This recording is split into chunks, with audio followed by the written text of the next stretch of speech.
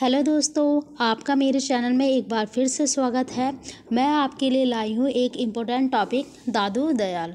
आपको पता है कि दादू दयाल एक निर्गुण धारा के प्रमुख संत हैं, जिनके बारे में आज हम पढ़ेंगे। दादू पंथ के प्रवक्ता संत दादू दयाल धर्म सुधारक, समाज सुधारक और रहस्यवादी कवि थे।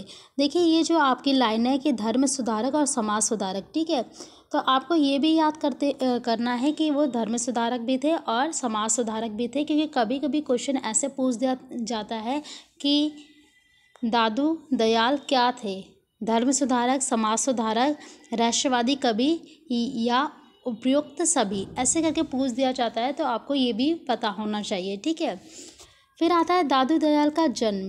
देखिए, दादू दयाल का जन्म अलग अलग कवियों के द्वारा या लेखकों के द्वारा अलग अलग बताया गया है। 1544 में बताया गया आचार्य रामचंद्र शुक्ल, डॉक्टर वर्थवाल और परशुराम चतुर्वेदी के अनुसार उनका जन्म क्या बताया गया है, 1544 बताया गया है, ठीक है।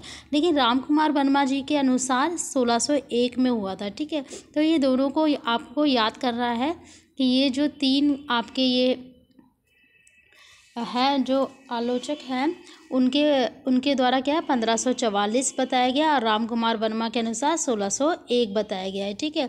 आजकल ये बहुत आ रहा है कि आचार्य रामचंद्र शुक्ल के अनुसार इनका जन्म काल क्या बताया गया है, ऐसा करके पूछा जा रहा है, तो आप लोग इसको छोड़ना मत, आपको याद ही करना पड़ेगा। अब दादू दयाल की जाति के बारे में बात कर लेते हैं। तो ये जाति के धुनिया थे या मोची थे, ठीक है, ये दोनों ही हैं, धुनिया या मोची, ठीक है। इनका जन्म स्थल क्या था, अहमदाबाद। इनका जो जन्म हुआ था वो अहमदाबाद में हुआ था, और जो इनकी कर्म भूमि थी वो राजस्थान थी, ठीक है। अभी इनके गुरु का नाम वृद्ध भगवान था, ठीक है। इनके गुरु जो थे वो वृद्ध भगवान थे। इनके दो पुत्र हुए थे, एक का नाम था गरीबदास और दूसरे का मिस्किन दास, ठीक है। तो दोनों पुत्र थे, कौन थे, गरीबदास और मिस्किन दास। इस वीडियो में आपको दादू दयाल से संबंधित सारे टॉपिक आपके क्लियर हो जाएंगे, और इससे ज़्यादा मुझे नहीं लगता है कि आएगा, लेकिन मैं आपको ज़्यादा से ज़्यादा कहते दादू दयाल के बारे में बताने की कोशिश करूँगी। दादू दयाल का जो संप्रदाय था, उस संप्रदाय का नाम ब्रह्म संप्रदाय, पर ब्रह्म संप्रदाय या दादू पंथ था, ठीक है। ये तीनों के नाम से जाना जाता है, ठीक है। एक ब्रह्म संप्रदाय, दूसरा पर ब्रह्म संप्रदाय और तीसरा दादू पंथ।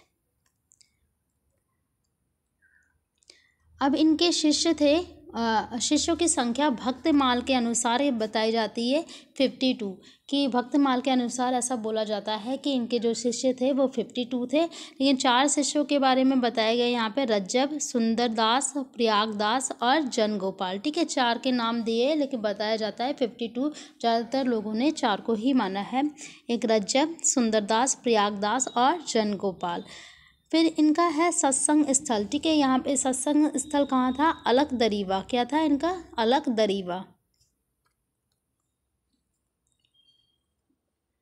देखिए, दादू दयाल को अकबर ने बुलाया था। अब ये क्वेश्चन बनता है आपको कि किस शहंशाह ने कहते इनको बुलाया था, तो अकबर ने इनको बुलाया था। क्यों बुलाया था, इन्होंने सत्संग करवाने के लिए इनको बुलाया था, ठीक है। 40 दिनों तक अपने यहाँ सत्संग करवाया था, इसलिए दादू दयाल को अकबर ने बुलाया था।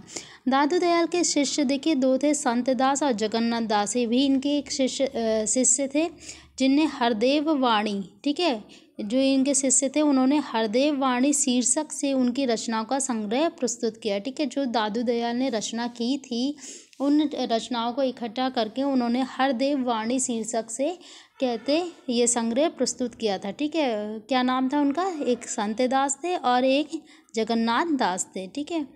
फिर रज्जब ने अंगबधू के नाम से इनके रचना का संग्रह किया, ठीक है। अब रज्जब ने अलग नाम से किया, अंगबधू के नाम से, ठीक है।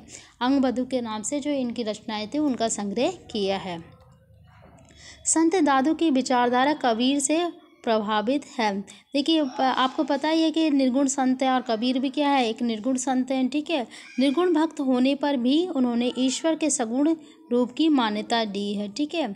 अब देखिए, ये आप लाइन याद करते हुए चलना, क्योंकि ये इंपॉर्टेंट है कि निर्गुण भक्त होने पर भी उन्होंने ईश्वर के सगुण रूप की मान्यता दी थी, कि ईश्वर है, उन्होंने ऐसा कहा है। अब आते हैं दादू दयाल की काव्य दादू दयाल की काव्य भाषा ब्रज भाषा थी, ठीक है। वो जो भी काव्य या पद बोलते थे वो ब्रज भाषा में बोलते थे, जिसमें राजस्थानी और खड़ी बोली का भी मिश्रण मिलता है, ठीक है।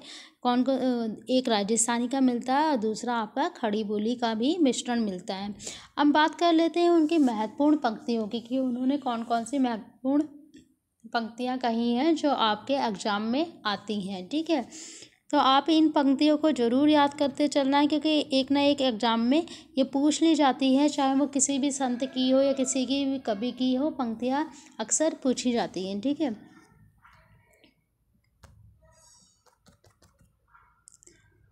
भाई रे ऐसा पंथ हमारा है, पख रहित पंथ गह पूरा, अवरन एक अधारा, ठीक है। ये कहते दादू दयाल की एक पंक्ति है, भाई रे ऐसा पंथ हमारा है, पख रहित पंथ गह पूरा, अवरन एक अधारा।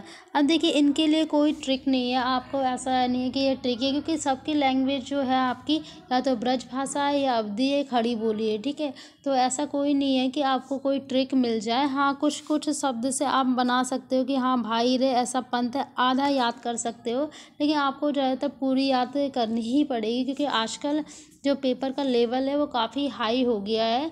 और मैंने देखा है कि जो टीजीटी में पूछा गया है तो कभी कभी नीचे वाली पंक्ति दे दी जाती है, ऊपर वाली नहीं दी जाती है, तो आपको ये सब याद करके ही चलना पड़ेगा। और याद करने का सबसे यही है कि आप इसको बार बार इसको पढ़ते रहिए। जब आप बार बार पढ़ते रहेंगे तो आपको अपने आप ही याद हो जाएगा, आपको पता भी नहीं चलेगा कि आपको याद हो गया, आपको अपने आप याद हो गया। लेकिन हाँ, एक भी टॉपिक को आपको पढ़ने के लिए 4-4 5-5 बार आपको पढ़ना पड़ेगा, तब जाके आपका टॉपिक क्लियर होगा, ठीक है। हाँ, कुछ ऐसी चीज़ें हैं जो आपका कहते हैं ट्रिक के द्वारा आपका इजी हो जाएंगी, लेकिन हर चीज़ हम ट्रिक के द्वारा नहीं पूरी कर सकते, इसलिए हमें पढ़ना ही पड़ता है।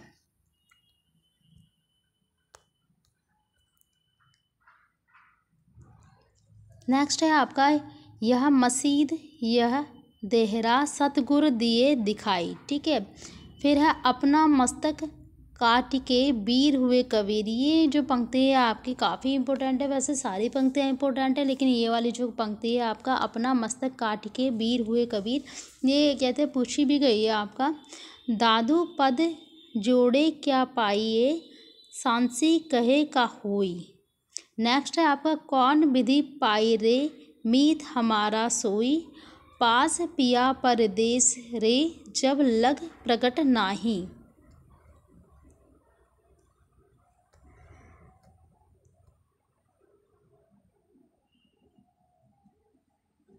फिर आपका है, घीव दूध से रमी रहा व्यापक सब ही ठौर, ठीक है।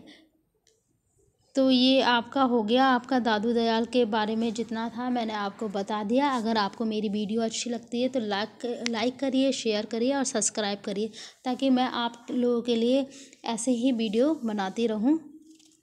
धन्यवाद।